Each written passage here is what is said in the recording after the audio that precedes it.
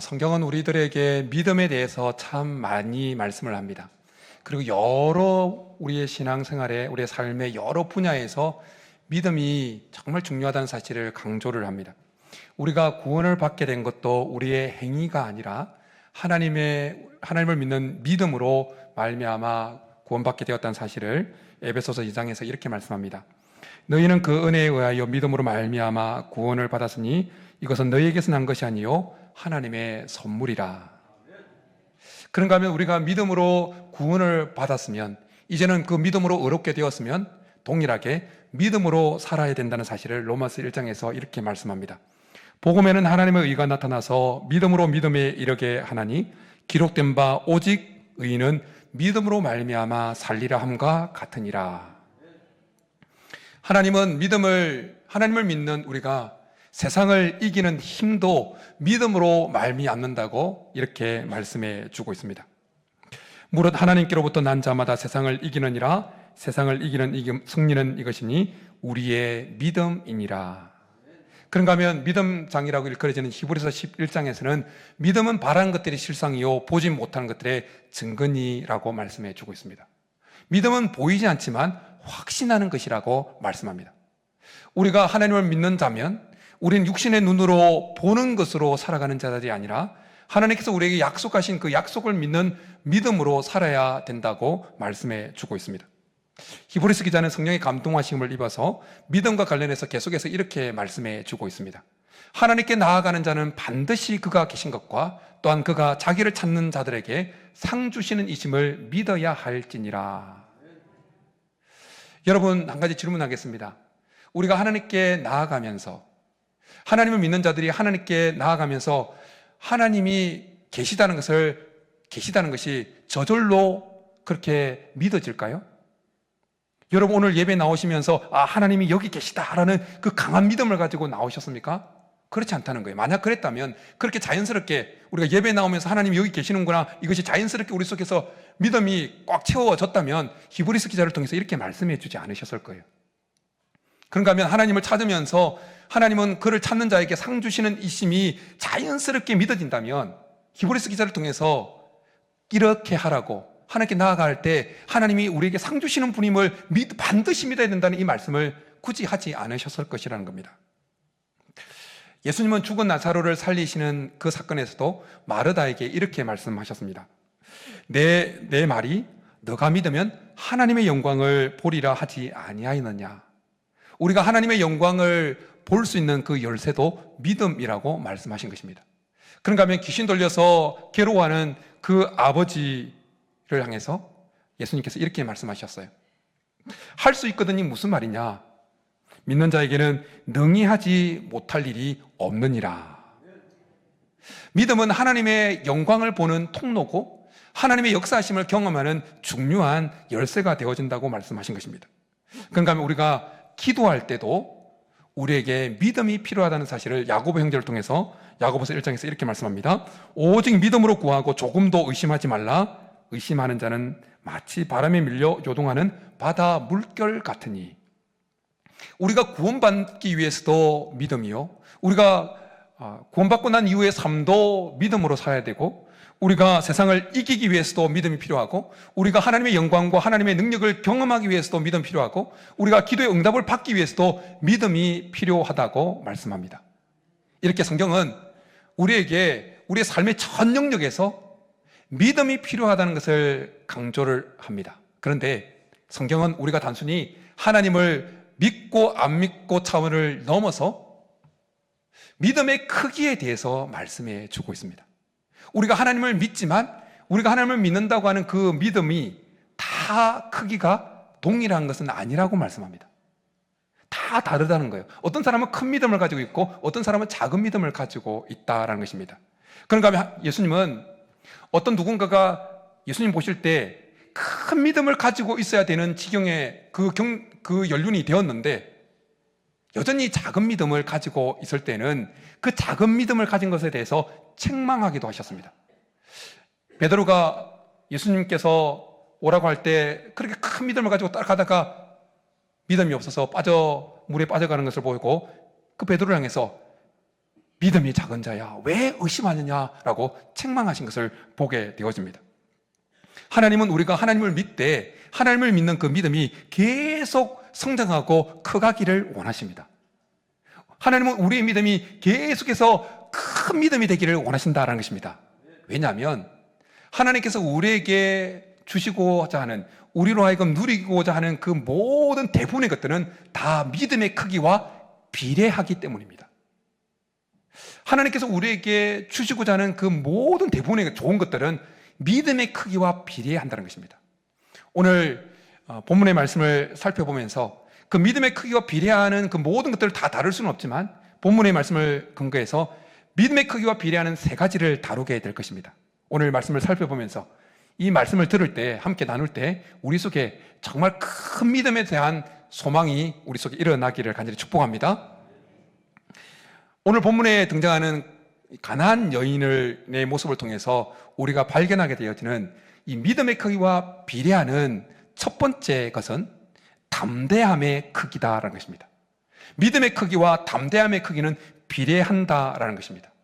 오늘 본문에 등장하는 가나안 여인이 있었던 지역이 어디입니까? 두로와 시돈 지역입니다. 예수님은 일부러 원래 사역을 했던, 지금 이제 14장 정도 되면 예수님이 왕성하게 사역하던 때거든요. 근데 그렇게 원래 가버나움, 갈릴리가 중심이었거든요. 그런데 두로와 시돈은 저 왼쪽이에요. 그리고 두로와 시돈은 이스라엘 역사상으로 보면 아주 부정하게 여겨지는 곳이었습니다. 구약시대 때 한때 이스라엘 백성들이 바알이라고 하는 우상을 오랫동안 섬겼습니다. 그리고 하나님의 징계를 받거든요. 그런데 바알의 그 발상지가 어디냐? 바로 두로와 시돈 지역이었다는 거예요.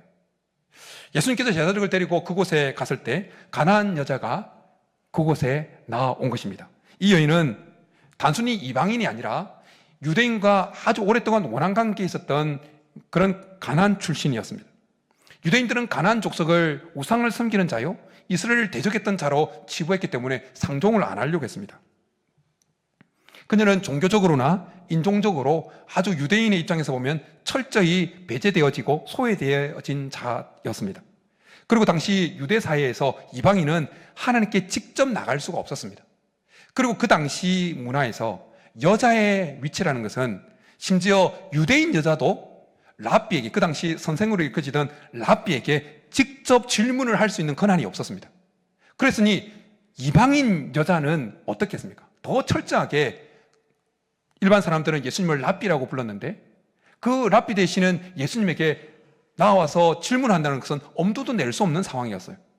그럼에도 불구하고 오늘 본문의 가나안 여인은 자기가 살고 있는 곳에서 예수님께 오게 되어집니다. 22절에 그 지경에서 나와서라는 그 표현은 그 여인이 아주 멀리, 예수님이 있는 곳에서부터 멀리에서부터 왔다는 것을 암시하는 표현입니다. 그리고 예수님께 와서 이렇게 담대하게 소리를 외칩니다. 주 다윗의 자손이여 나를 불쌍히 여기소서. 내 딸이 흉악하게 귀신에 들렸나이다. 여기에 소리 지르다가라는 그 표현은 계속해서 반복을 나타내는 현재형으로 사용되어지고 있습니다. 그러니까 지금 한 번 예수님에게 나를, 주 다윗의 자손이여 나를 불쌍히 여기소서, 내 딸이 흉악하게 귀신 들렸다고 하는 이 간절한 부르짖음을 한 번 한 것이 아니라 계속했다는 거예요. 그리고 그의 부르짖음은 절규에 가까운 소리였을 겁니다. 그녀는 타인들의 시선이나 자기가 처해 있는 그 한계, 위치에 전혀 주눅들지 않습니다. 담대하게 나가서 예수님께 부르짖는 것을 보게 되어집니다. 그녀가 이렇게 담대하게 나아갈 수 있었던 이유가, 근거가 어디 있었겠습니까? 바로 예수님을 향한 큰 믿음을 가지고 있었기 때문이었다는 것입니다. 그래서 오늘 본문 28절에 보면 예수님은 그녀에게 이렇게 말씀해 주잖아요. 여자여 내 믿음이 크도다. 내 소원대로 되리라. 큰 믿음이 그녀로 하여금 모든 한계를 뛰어넘게 하는 담대함을 가지게 만들었다는 것입니다. 하나님을 믿는 믿음이 커져갈수록 우리 속에 담대함도 커져갑니다. 우리가 예수님을 믿는 그 믿음이 커져갈수록 우리는 사람들의 편견에 덜 집중하게 되어지고 그 편견을 뛰어넘는 담대함을 가지게 되어집니다. 우리 속에 하나님을 향한 믿음이 커져갈수록 세상을 두려워하지 않게 되어집니다. 우리 속에 하나님을 믿는 믿음이 커져갈수록 우리가 가지고 있는 한계에는 덜 집중하게 되어지고 하나님의 능력에는 더 집중하게 되어집니다. 그래서 담대해질 수밖에 없다는 것입니다. 예수님의 제자들의 모습을 잘 보십시오. 예수님께서 로마 병정들에게 잡히시던 그 밤에 모든 제자들은 예수님을 다 버려버립니다. 쫄아가지고. 수제자였던 베드로만 겨우 조마조마하면서 예수님을 뒤를 따라갑니다. 그러다가 계집종 앞에서 3번 예수님을 모른다고 부인해버립니다. 쫄보들이었어요. 쫄보. 그랬던 제자들이 오순절 마가다락방에서 성령을 충만히 받습니다. 그러자 그들 속에 담대함이 생겨납니다. 이제는 문을 박차고 나가서 예수 그리스도의 죽으심과 부활을 담대하게 선포합니다. 여전히 예수님을 십자가에 못 박아 죽였던 그 세력들은 건재해 있었습니다. 그렇지만 그들은 전혀 그들의 생명에 대해서 두려워하지 않습니다. 죽는 것에 대해서 두려워하지 않습니다. 그런가 하면 그들이 예수님을 직접 시몬에서 빌라도에게 넘겼던 사내들인 공회에 잡혀갔던 그 순간에도 쫄지 아니하고 오히려 이렇게 선포합니다. 다른 이로서는 구원을 받을 수 없나니 천하 사람 중에 구원을 받을 만한 다른 이름을 우리에게 주신 일이 없느니라. 이 담대한 선포에 바리새인 이 공회의원들이, 사내들인 공회의원들이 할 말을 잊었습니다. 그래서 그 제자들에게 이제는 예수의 이름으로 가르치거나 선포하지 말라고 엄히 경고하는 그 차원에서만 경고를 하고 그들을 방면하려고 했습니다. 그랬을 때 베드로와 요한이 담대하게 한 번 더 이렇게 그들에게 말합니다. 하나님 앞에서 너희 말을 듣는 것이 하나님의 말씀을 듣는 것보다 옳은가 판단하라. 우리는 보고 들은 것을 말하지 아니할 수 없다. 믿음이 커지니까 담대함도 커지게 되었다는 것입니다. 예수님 시대나 지금 이 시대에 세상은, 죄악된 세상은 하나님을 믿는 우리들을 위협합니다. 죄악된 세상은, 사단 마귀에게 장악되어진 죄악된 세상은 하나님을 믿는 우리들을 그렇게 탐탁치 않게 생각합니다. 그래서 알게 모르게 불이익을 막 주려고 합니다. 세상 사람들은 하나님을 모르기 때문에 하나님을 믿는 우리들을 이상한 존재라고 여깁니다. 여러분 중간에 신앙생활을 하신 분들은 여러분들이 이 신앙의 세계에 들어오시기 전에 교회 다니는 사람들을 향해서 가지고 계셨던 여러분들의 마음을 생각을 한번 잘 떠올려 보십시오. 저도 중간에 예수님을 믿었기 때문에 예수님 믿기 전에, 교회 나오기 전에 교회 다니는 사람 이상한 사람들이라고 생각했습니다. 약간 좀 모자란 사람들, 미신에 빠진 사람들, 그렇게 생각했습니다. 하나님을 몰랐으니까. 그렇기 때문에 믿음이 약한 자들, 믿음이 작은 자들은 자신이 이 세상에서 그리스도인이라는 사실을 밝히기를 꺼려합니다. 두려워합니다. 자신이 교회 다닌다는 사실을 숨기고 살아갑니다. 그러다가 1차 가고 2차 가고 3차 따라갔다가 죄악을 범하게 되어지죠. 그런 모습을 하나님은 안타까워하신다는 것입니다. 하나님은 우리가 계속해서 하나님을 믿는 그 믿음이 커져가기를 원하십니다. 그래서 어떤 상황 속에서 당당하게 나는 그리스도인이다, 나는 하나님을 믿는 사람이다, 나는 교회 다니는 사람이다 라는 것을 당당히 밝히며 살아가기를 원하신다라는 것입니다. 예수님은 몸은 죽여도 영혼은 어떻게 건드리지 못하는 그런 사람들을 두려워하지 말라고 말씀합니다. 오히려 영혼과 몸을 지옥에 동시에 멸하실 수 있는 하나님을 두려워하라고 말씀합니다. 그러면서 이렇게 말씀합니다. 누구든지 사람 앞에서 나를 시인하면 나도 하늘에 계신 내 아버지 앞에서 그를 시인할 것이요. 여러분, 한 사람이 높은 곳에서 번지점프 하는 것을 한번 상상해 보십시오. 저는 심장이 좀 약해가지고 놀이터에 가도 회전목마도 못하고 범퍼카만 타는, 우리 집 애들이 막 놀려요. 아빠는 범퍼카만 탄다고. 강심장인 분들은 가끔 이제 막 번지점프 하기도 하잖아요. 근데 번지점프 하는 분들이 자기를 매달고 있는 그 줄이 아주 약하고 고정이 덜 됐다고 생각하면 어떻겠습니까? 아주 두려워할 거예요. 그런데 자기를 묶고 있는 그 줄이 아주 단단하고 잘 고정되어 있다고 생각하면 그런 것을 즐기는 사람은 금방 뛰어내릴 거예요. 마찬가지라는 거예요. 우리가 하나님을 믿으면서 우리가 믿는 하나님에 대한 확신이 있다면, 큰 믿음이 있다면 우리는 하늘께 우리 인생을 전폭적으로 점프해서 던질 것입니다. 사랑하는 성도 여러분, 우리 하나님은 살아계신 분이십니다. 우리 하나님은 지금도 우리를 위해서 역사하시고 일하시는 분이십니다. 하나님은 아브라함의 하나님이며 이삭의 하나님이며 야곱의 하나님이며 또한 우리의 하나님이신 줄 믿습니다. 그 하나님이 우리를 책임지십니다. 우리를 끝까지 인도하십니다. 그 하나님 우리의 목자가 되어주십니다. 그러기에 그 하나님을 향한 확실한 믿음, 큰 믿음을 가지고 우리의 인생을 하나님께 의탁하면서 담대히 세상으로 나아갈 수 있기를 간절히 축복합니다. 그런가 하면 두 번째로 오늘 본문을 통해서 알게 되어지는 믿음의 크기와 비례하는 것은 인내의 크기라는 것입니다. 믿음의 크기와 인내의 크기는 비례한다는 것입니다.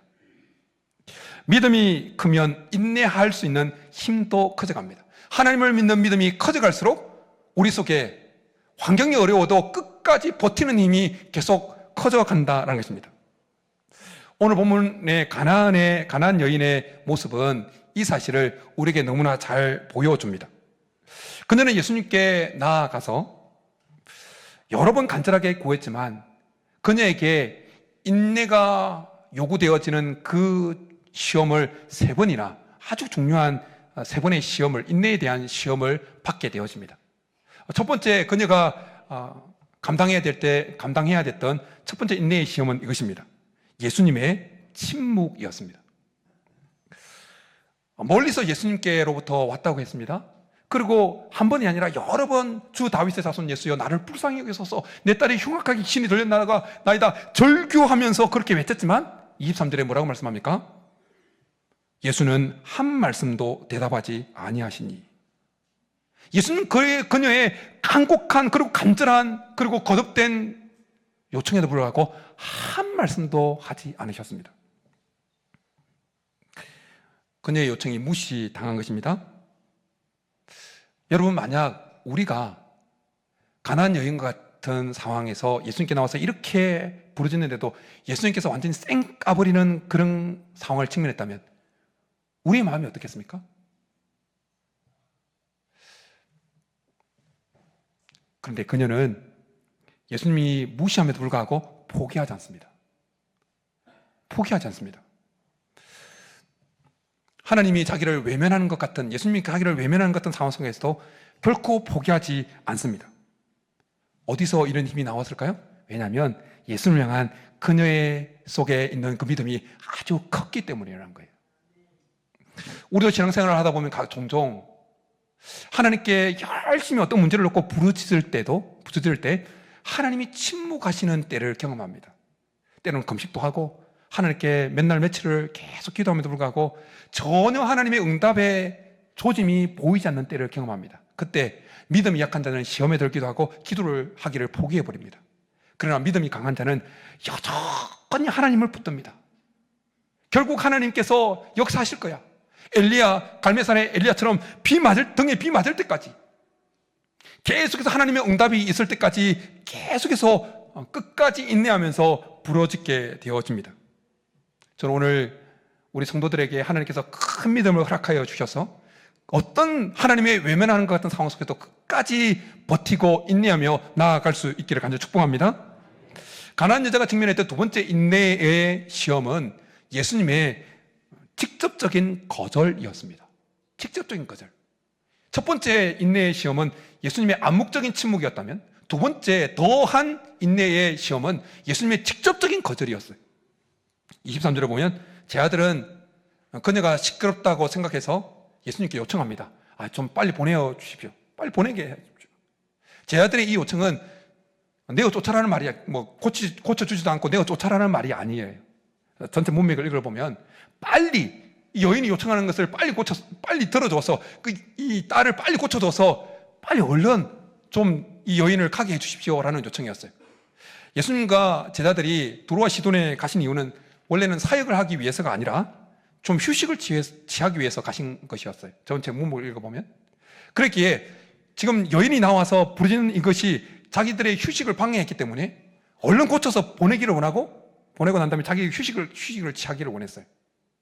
어쨌든 제자들은 예수님께 이 여인의 요청을 들어달라고 요청을 한 것입니다. 그렇지만 예수님은 그 여인의 간곡한 거듭된 요청에도 불구하고 그리고 제자들의 그 요청에도 불구하고 어떻게 하십니까? 이렇게 말씀합니다. 나는 이스라엘 집에 어린 양 외에는 다른 데로 보내심을 받지 아니하였느니라. 예수님 이 말씀은 이스라엘에게만 구원을 하기 위해서 오신다는 말씀이 아니라 그 우선순위가, 구원에 대한 우선순위가 이스라엘에게 있다는 말씀이었어요. 그리고 예수님께서 지금 이 말씀하신 이유는 그녀가 가지고 있는 그 믿음을 테스트하기 위해서 이 말씀을 하셨던 것입니다. 그런데 예수님이 이 직접적인 거절에도 불구하고 가나안 여인은 포기하지 않습니다. 더 간절하게 매달립니다. 어떻게 해요? 주여 저를 도우소서. 우리가 추수 때 보면 알맹이가 꽉 찬 곡식은 어떻습니까? 채질을 하면 어떻겠습니까? 더 안으로 갑니다. 더 안으로. 근데 반쯤 쭉정이는 어떻습니까? 밖으로 빠져나가 버립니다. 하나님을 향한 큰 믿음이 있는 자는 하나님이 거절하는 것 같은 상황 속에서도 더 하나님께로 매달리게 되어진다는 거예요. 그러나 하나님을 믿는 믿음이 긴가민가하는 약한 믿음을 가지고 있는 사람, 반쯤 믿고 반쯤 의심하는 사람은 하나님이 응답하지 않는 이 시간들이 지체되었을수록 그냥 신앙 자체를 포기해버리는 경우가 있다는 거예요. 하나님께서 우리의 삶에 뭔가 응답하지 않고 기도에 응답하지 않는 시간이 쭉 침묵의 시간이 길어질수록 하나님이 나를 완전히 버리셨구나, 직접적으로 하나님이 나를 거절하시는구나라는 느낌을 받을 때가 있다는 거예요. 그때 믿음이 강한 사람은 내가 결코 너희를 버리지 아니하고 너희를 떠나지 아니하라는 히브리서 13장의 말씀을 굳건히 붙듭니다. 그리고 하나님을 더 매달려요. 그래서 결국 하나님의 응답을 경험하는 것을 보게 되어집니다. 가나안 여인이 직면했던 마지막 세 번째 인내의 시험은 그녀의 강구에 찬물을 끼얹는 듯한, 그리고 그녀의 마음에 비수를 꽂는 듯한 예수님의 비유적인 도전이었습니다. 그녀의 끈질긴 그 요청에도 불구하고 예수님은 이런 비유를 해주십니다. 자녀의 떡을 취하여 개들에게 던짐이 마땅하지 아니하니라. 예수님은 이스라엘을 자녀로, 그리고 이방인을 개로 비유해서 지금 말씀하신 겁니다. 엄청난 자존심을 상하게 만들고 기분 확 상하게 만들고 때려치워라라고 싶은 그 마음을 일으키게 만드는 예수님의 비유였어요. 그럼에도 불구하고 그 여인은 온전히 자신을 개로 비유하면서 주여 올소이다마는 개들도 제 주인의 상에서 떨어지는 부스러기를 먹나이다, 이렇게 고백합니다. 개들도, 집에 사는 개들도 주인으로부터 뭔가 유익한 것을 얻을 수 있다는 그 논리를 가지고 와서 자기도 예수님에게 부스러기 같은 은혜를 받을 수 있다는 그 믿음을 표현한 것입니다. 이런 무엇이 자기의 가슴에 비수를 찌는 것 같은 이 예수님의 비유적인 그 앞에서도 나가 떨어지지 않냐고, 상처받아서 이제 에이 더러워 이런 표현을 하지 않냐고 끝까지 예수님께 겸손하게 은혜를 구할 수 있었을까요? 그것은 바로 예수님 향한 큰 믿음이었다는 것입니다. 예수님은 그녀의 대답에 정말 감동하셨습니다. 감동하셨어요. 우리나라 성경에는 번역이 안 돼 있지만 원어 성경으로 보면 여자여 내 믿음이 크도다라고 하는 이 예수님의 대답 앞에 오라고 하는 헬라어 감탄사가 기록되어져 있습니다. 예수님은 두 번째 시험을 하실 때 이렇게 시험을 그녀의 믿음을 테스트하셨다고 했잖아요. 근데 예수님께서 그녀의 믿음의 크기를 테스트하면서 기대했던 그 크기보다 훨씬 더 큰 그녀의 믿음의 크기를 보시고 감탄하신 거예요. 오, 여자여 내 믿음이 크도다. 그렇게 하나님 감탄하시면서 예수님께 이렇게 말씀합니다. 그녀에게 이렇게 말씀해 주는 겁니다. 내 소원대로 되리라. 내 소원대로 되리라고 하는 그 말씀을 헬라어 원어로 직역하면 내가 바라는 만큼 내게 이루어져라 라는 것입니다. 내가 바라는 만큼 내게 이루어져라. 이것을 실제로 보면 즉각적으로 이루어져라고 하는 명령입니다. 그래서 예수님께서 이 말씀이 떨어졌을 때 즉각적으로 그 가나안 여인의 딸에서 귀신이 떠나가게 되어집니다. 그리고 예수님의 이 말씀을 통해서 내가 바라는 만큼 내게 이루어져라고 하는 이 말씀 속에서 우리가 알게 되어지는 믿음의 크기와 비례하게 되어지는 또 하나의 요소를 발견하게 되어집니다. 세 번째, 그것은 뭐냐면 믿음의 크기는 하나님을 경험하는 크기와 비례한다라는 것입니다. 믿음의 크기는 하나님의 역사를 경험하는 크기와 필요한다는 거예요. 믿음이 크면 하나님을 경험하는 그 크기와 깊이가 더 커다라는 것입니다. 예수님은 마태복음 9장에서 보기를 원하는 두 맹인의 눈을 어루만지시면서 이렇게 말씀하셨어요. 너희 믿음대로 되라. 너희 믿음대로 되라. 예수님의 이 말씀, 그리고 예수님은 어김없이 기적을 행하실 때마다 계속해서 하셨던 공통적인 말씀이 있습니다. 너희 믿음대로 되라. 너희 믿음대로 될지어다 라는 말씀하셨어요. 예수님이 이 말씀에서 알 수 있는 것은 우리의 믿음의 크기와 하나님의 역사 핵심의 크기를 경험하는 것이 비례한다는 것입니다. 우리가 정말 하나님의 큰 역사를 경험하기를 원한다면 우리는 계속해서 우리의 믿음을 키워가야 한다는 것입니다. 자신의 하인을 낫게 해달라고 나왔던 그 백부장은 예수님부터 그의 믿음이 크다는 이런 칭찬을 들었어요. 이스라엘 중 아무에게서도 이만한 믿음을 보지 못하였느니라. 예수님의 이 칭찬을 들었을 때 멀리 있던 그 하인이 고침을 받게 되어지는 것을 경험하게 되어집니다. 백부장은 예수님을 향한 큰 믿음으로 인해서 멀리, 지금 자기 앞에 있는 게 아니라 멀리 떨어져 있는 그곳에서도 하나님의 역사가 일어나는 큰 역사를 경험하게 되어졌다는 것입니다. 하나님을 믿는 믿음의 크기는 담대함의 크기와 비례합니다. 하나님을 믿는 믿음의 크기는 우리의 인내의 크기와 필요합니다. 하나님을 믿는 믿음의 크기는 하나님을 경험하는 그 역사에 경험하는 크기와 비례하게 되어집니다. 여러분, 어떤 상황 속에서도 담대하기를 원하십니까? 하나님을 향한 믿음의 크기를 키울 수 있기를 간절히 축복합니다. 어떤 상황에서 끝까지 인내해서 결국 하나님의 응답을 경험하기를 소원하십니까? 하나님을 믿는 믿음의 크기를 키워갈 수 있기를 간절히 축복합니다. 여러분, 어떤 상황 속에서도 상처받고 하나님이 직접 나를 그냥 외면하신 것 같은 그런 상황 속에서도 오히려 끝까지 달려가서 하나님의 큰 역사를 경험하기를 원하십니까? 그러면 하나님을 믿는 믿음을 키우시기 바랍니다. 여러분, 그렇다면 어떻게 하면 우리가 하나님을 믿는 믿음의 크기를 계속 키워갈 수 있을까요?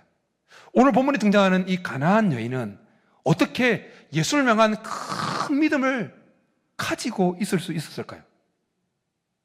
이스라엘 백성들도, 유대인들도 가지고 있지 못할 것 같은 예수님을 감탄케 만드는, 감동케 만드는 이런 큰 믿음을 어떻게 가질 수 있었냐라는 겁니다. 본문을 통해서 알게 되어지는 그 비결은 예수님을 향한 바른 믿음을 가지고 있었다는 것입니다. 예수님을 향한 바른 믿음. 지금 가나안 여인이 예수님께 나와서 예수님을 부르는 호칭을 한 번 더 잘 보십시오. 우리 22절 한 번 더 같이, 22절 한 번 더 같이 읽겠습니다. 시작. 가나안 여자 하나가 그 지경에서 나와서 소리질러 이르되 주 다윗의 자손이여 나를 불쌍히 여기소서 내 딸이 흉악하게 귀신 들렸나이다 하되. 지금 가나안 여인이 예수님께 나와서 부르짖으면서 예수님을 어떻게 호칭합니까? 두 가지 호칭이에요. 주라고 부르짖습니다. 그리고 다윗의 자손이라고 호칭합니다. 지금 예수님께 나와서 예수님을 부르는 이 호칭과 너무나 대비되어지는 모습이 전체 문맥을 보면 마태복음 15장, 우리가 읽은 본문 바로 위의 사건에서 드러납니다. 바로 위의 사건을 보면 바리새인과 서기관들이 예수님께 나와서 예수님께 공격을 하고 예수님께 태클을 거는 그런 기사예요. 그런데 그 예수님께 나왔던 바리새인과 서기관들이 예수님을 부르면서 어떻게 불렀느냐? 우리 15장 2절 한번 같이 보겠습니다. 15장 2절 같이 읽겠습니다. 시작. 당신의 제자들이 어찌하여 장로들의 전통을 범하나이까? 떡 먹을 때에 손을 씻지 아니하나이까? 바리새인과 서기관들이 예수님께 나와서 부르는 호칭이 뭐였다고요? 당신! 사랑하는 내 당신. 그렇게 호칭한 게 아니라 당신이 그렇게 호칭하니 바리새인과 서기관들의 마음에 예수님을 향한 믿음이 있었겠냐는 겁니다. 당신이라고 부르는 그 대상을 향해서 어떻게 믿음이 생길 수 있고 큰 믿음이 있을 수 있었겠냐는 겁니다. 바리새인과 서기관들의 대조되게 지금 가나안 여인은 이방인이었지만 예수님을 향해서 주라고 고백하고 다윗의 자손이라고 호칭합니다. 오늘 다윗이 가나안 여인이 예수님께 호칭했던 주라고 하는 그 표현은 헬라어로 퀴리오스, 많이 들어보셨죠? 퀴리오스라는 뜻이에요. 주인이라는 뜻이에요. 생사여탈권, 죽이기도 하고 살리기도 하는 권세가 당신 손에 있습니다라고 하는 그 고백이 퀴리오스라고 하는 표현 속에, 이 호칭 속에 담겨 있었던 것입니다. 당신이 나의 생사여탈권을 쥐고 있는 신입니다. 이 의미가 퀴리오스라고 하는 표현 속에, 이 호칭 속에 담겨 있었던 거예요. 그리고 다윗의 자손이라는 것은 구약 성경에서부터 끊임없이 오겠다고 예언되어졌던 그 메시아가 바로 당신입니다라고 하는 표현, 당신이 바로 이 땅에 오시는 메시아, 그리스도 구원자라고 하는 그 의미가 담겨 있는 것이 다윗의 자손이었습니다. 그러니 그녀가 예수님에 대해서 정확한 바른 믿음을 가지고 있었기 때문에 어떤 시험이 와도, 어떤 한계가 그녀 앞을 막았다 할지라도 그녀는 그 모든 한계를 뛰어넘고 그 모든 인내를 순간을 견디고 예수님께 나아가서 더 강하게 큰 믿음으로 나아갈 수 있었다는 것입니다. 여러분, 큰 건물, 높은 건물을 지을 때 기초공사는 엄청 시간이 많이 걸립니다. 펜스를 치고 큰 건물을 지을 때 보면, 아니 공사 시작한 지가 지금 언젠데 아직까지 지금 펜스를 안 치우고 이렇게 지금 땅만 파고 있는 거야? 라고 원성을 들을 만큼 그냥 기초공사에 엄청난 에너지와 시간을 쏟는 것을 보게 되어집니다. 그리고 기초공사가 다 끝나면 지상의 건물들은 금방 올라가 버리는 것을 보게 되어집니다. 높은 건물일수록, 아주 작은 건물은 금방 그냥 지어 올려버려요. 근데 높은 건물, 큰 건물일수록 지하 기초공사를 엄청 강하게 합니다. 큰 믿음을 가지기 위해서 우리가 하나님의 역사를 경험하고 담대해지고 어떤 상황 속에서 끝까지 인내해서 하나님의 응답을 받는 큰 믿음을 가지기 위해서는 우리 안에 바른 믿음을 가져야 되는 것입니다. 바른 믿음이 우리의 삶에, 우리 신앙의 기초가 되어진다는 것입니다. 그렇게 우리가 큰 믿음을 가지기 위해서는 우리 속에 바른 믿음이 정말 우리 안에 있는지를 점검하는 시간을 계속 가져야 됩니다. 그것이 1년이 되었던 2년이 되었던, 제가 신앙생활한 지 30년 이상이 되었었는데 지금까지 오면서 저는 계속해서 순간순간마다 점검을 했습니다. 정말 나는 하나님을 믿는가? 정말 생사여탈권이 하나님께 있다는 것을 내가 믿고 있는가? 나를 살리기도 하시고 죽이기도 하시는 그 권세가 하나님께 있다는 사실을 나는 정말 믿고 있는가? 여호와께서 집을 세우지 아니하시면 세우는 자의 수고가 헛되고 여호와께서 성을 지키지 아니하시면 파수꾼에 끼어있음이 허사라는 사실을 내가 정말 믿고 있는가? 나는 하나님을 정말 믿고 있는가? 목에 칼이 들어와도 내가 주님을 부인하지 않는 그 믿음이 나에게 있는가? 주님이 정말 나를 죄에서 구원할 구원자라는 믿음이 나에게 정말 있는가? 이걸 신앙생활을 하면서 순간순간마다 점검했습니다. 기초를 계속 점검하는 거예요. 사랑하는 성도 여러분, 여러분들에게도 이것이 필요하다는 거예요. 우리에게 큰 믿음이 생겨나기 위해서 기초공사를 하는데 엄청난 에너지를 다 쏟는 것처럼 우리 안에 정말 참 믿음, 바른 믿음이 있는지를 점검하는 시간을 계속 가져야 된다는 거예요. 하나님이 정말 나의 생사여탈권을 가지고 있는 분이다. 그분이 나의 주인이다. 그분이 나의 구원자라고 하는 이 믿음이 내 안에 정말 있는지를 점검해야 된다는 거예요. 넓은 바다를 항해하는 그 배들은 어김없이 장착하고 다니는 그 장비가 하나 있습니다. 그게 뭡니까? GPS입니다. 위성 항법 장치예요. 그것이 고장나면 어떻게 됩니까? 나침반도 없어지고 하면 어떻게 되어집니까? 자동으로 돌아다니는 거예요. 그러나 그것이 딱 정확하게 있으면 파도를 만나도 막 구름이 껴서 달과 해도 안 보여도, 별도 안 보여도 그냥 막 그 GPS 따라 계속 전진해 나갈 수 있는 겁니다. 성삼위 하나님을 향한 바른 믿음은 우리의 영적 삶에 있어서, 영적 항해에 있어서 영적 GPS와 같은 것입니다. 바른 믿음이 우리 안에 있을 때 우리가 어떤 순간이 와도 하나님이 책임지시는 거야. 나의 생사, 화복에 다 하나님 손에 있는 거야. 그러니까 하나님을 떠나지 않는 겁니다. 어떤 상황 속에서 담대해지고 어떤 상황 속에서 인내하고 어떤 상황 속에서 하나님의 큰 역사를 경험하게 되어진다는 것입니다. 바라기는 오늘 예배 참석한 우리 성도님들 한 사람 한 사람 속에 하나님을 향한 바른 믿음이 깊숙이 한 번 더 자리할 수 있기를 간절히 축복합니다. 그래서 어떤 상황 속에서도 생사 열탈권이 죽이고 살리고 하는 이 모든 것이 하나님 손에 있다고 고백하고, 하나님을 믿는 그 이 바른 믿음으로 담대해지고 끝까지 인내하고 하나님을 크게 경험하는 우리 성도들이 다 될 수 있기를 주님의 이름으로 축복합니다. 이 시간 우리 말씀 생각하면서 오직 믿음으로 하나님 제가 살겠습니다 고백하며 우리 찬양하고 기도해 나가겠습니다.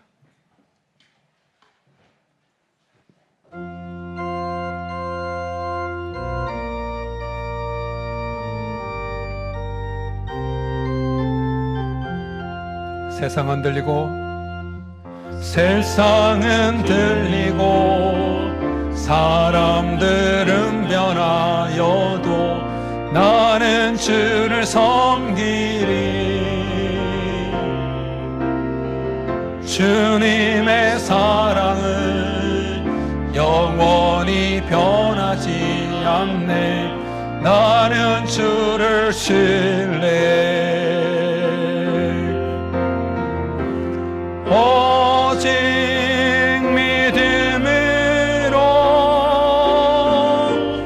믿음으로 내가 살리라. 오직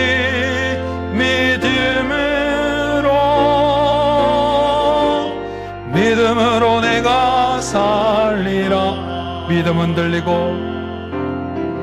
믿음은 들리고 사람들 주를 떠나도 나는 주를 섬기리. 주님의 나라는 영원히 쇠하지 않네. 나는 주를 신뢰. 오직 믿음으로 내가 살리라. 오직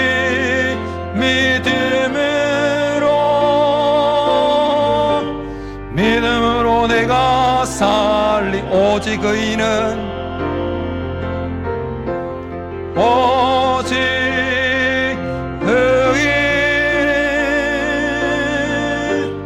믿음으로 말미암아 살리라. 오직 의인은 믿음으로 말미암아 살리라. 아멘. 이제 우리 말씀 생각하면서 같이 잠깐 기도하며 나가겠습니다. 우리 안에 하나님을 향한 바른 믿음이 참으로 깊이 자리하고 있는지 점검할 수 있게 도와달라고. 생사여탈권이 죽이기도 하고 살리기도 하시는 그 권세가 하나님 손에 있고, 여호와께서 집을 세우지 아니하시면 세우는 자의 수고가 헛되고, 여호와께서 성을 짓게 하시면 파수꾼에 깨어 있음이 허사라는 것을 정말 내가 진짜 믿고 있는지, 목숨이 위태로운 상황 속에서도 나를 구원할 자가 예수님이라는 이 사실이 확실하게 내 자리에, 내 속에 그 믿음이 자리하고 있는지, 하나님 날마다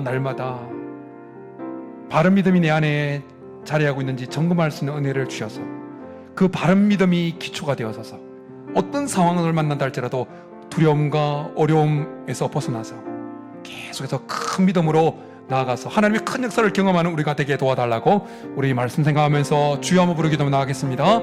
주여. 살아계신 하나님 아버지, 우리가 하나님을 믿고 있으나 그러나 하나님은 우리에게 단순히 믿고 안 믿고를 넘어서서 큰 믿음을 소유하여서 담대하고 끝까지 인내하고 하나님의 큰 역사를 경험하기를 원하시니, 하나님 우리 속에 정말 바른 믿음이 우리 안에 자리하고 있는지 점검하고 싶습니다. 우리가 신앙생활하면서 순간순간마다 시시때때로 내 안에 정말 하나님이 생사 열타권을 가지고 있는 분이란 이 믿음이 내 안에 있는지, 살리고 죽이고 하는 그 모든 권세가 하나님 손에 있다고 하는 그 믿음이 우리 안에 정말 있는지를 점검하게 도와주옵소서. 뿐만 아니라 우리 목에 칼이 들여지는 그 순간에도 죽어도 우리를 구원할 자가 예수 그리스도라는 그 믿음이 우리 안에 정말 있는지를 점검하게 도와주옵소서. 그래서 우리 안에 바른 믿음이 영적 GPS처럼 정확하게 정상적으로 작동하고 있어서 어떤 상황에서도 흔들리지 아니하고 담대하게 끝까지 인내하며 하나님의 큰 역사를 경험하는 우리 모든 성도들 되게 도와주시옵소서. 주께서 도와주시옵소서. 하나님 아버지, 우리가 하나님을 믿고 하나님을 따라갈 수 있도록 인도하신 것 감사합니다. 그런데 단순히 믿고 안 믿고를 넘어서 우리에게 큰 믿음이 있기를 원하시는 하나님, 우리가 큰 믿음을 갖기 위하여 먼저 우리 안에 정말 바른 믿음이 있는지 점검하는 시간을 가지게 도와주시옵소서. 생사 여탈권이 살리고 죽이고 하는 모든 권세가 하나님 손에 있다고 하는 그 믿음이 우리 안에 정말 있는지, 예수님이 우리를 죄에서 구원하여 천국에 이르게 하실 분이라는 이 믿음이 정말 우리 안에 있는지 시시때때로 점검할 수 있는 은혜를 베풀어 주옵소서. 그래서 이 바른 믿음, 영적 GPS와 같은 바른 믿음이 우리 안에 정확하게 자리하고 있어서 어떤 상황 속에서도 흔들리지 아니하고 담대하게 끝까지 인내하며 하나님의 큰 역사를 경험하는 우리 모든 성도들이 되게 도와주옵소서. 그렇게 주시기를 간절히 바라고 나오며 예수님의 이름으로 축복하며 기도드립니다. 아멘.